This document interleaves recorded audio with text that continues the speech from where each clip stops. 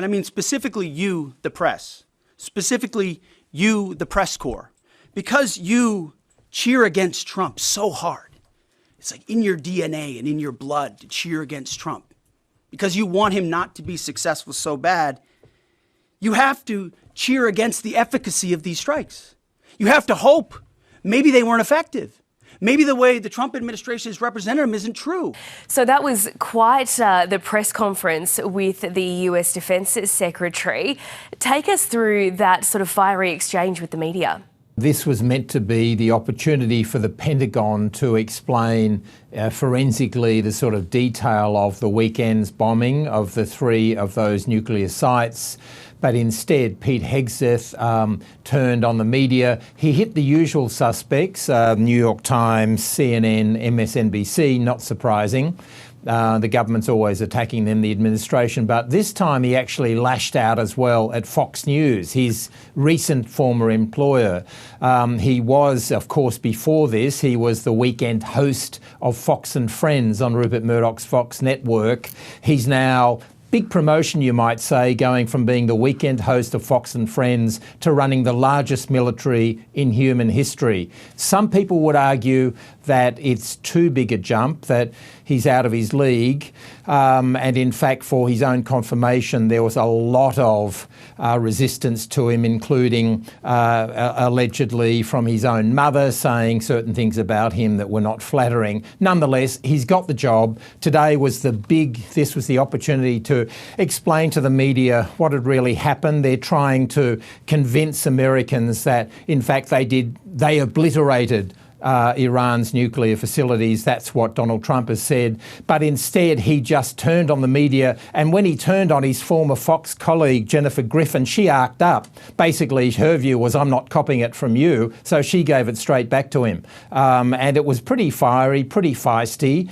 And, you know, I think it was self-defeating. It seemed so defensive. What he was arguing was that there was a leak of a defence intelligence assessment 2 days after the bombing. It was a preliminary assessment, and CNN said that. They actually got the leak and said this is a preliminary assessment, that the damage wasn't that much and that therefore it had only set back the program in Iran for a few months.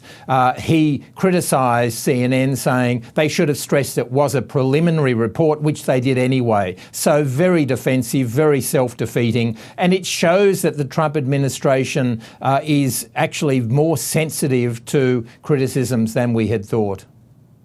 So, John, what do we know and what do we still not know about the US's mission in Iran? And are we ever really going to know the details?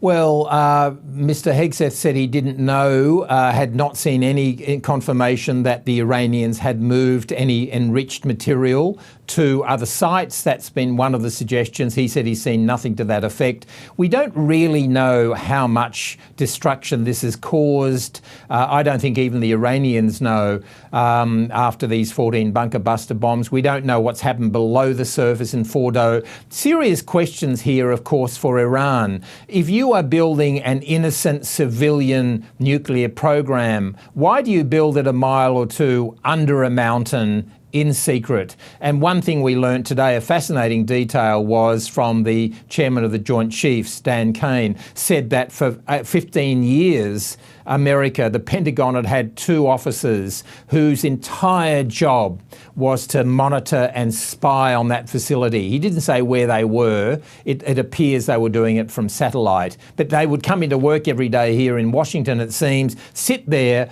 and look at everything going on, the making of this facility, the construction material, the transport coming in and out, the electrical systems, the different vents they were using. And in the end, these 2 officers said to their superiors at the Pentagon, look, if you're going to want to destroy this at some point, you can't do it by conventional bombs. It's too well built underneath. You're going to need bunker buster bombs. And that's the reason in the end that the Pentagon went ahead and developed the GBU-57, which is also known as the Massive Ordnance Penetrator or the bunker bomb, to use layperson's term. So fascinating insight. Not very often a military boasts about the quality of its intelligence, but this went on for 15 years.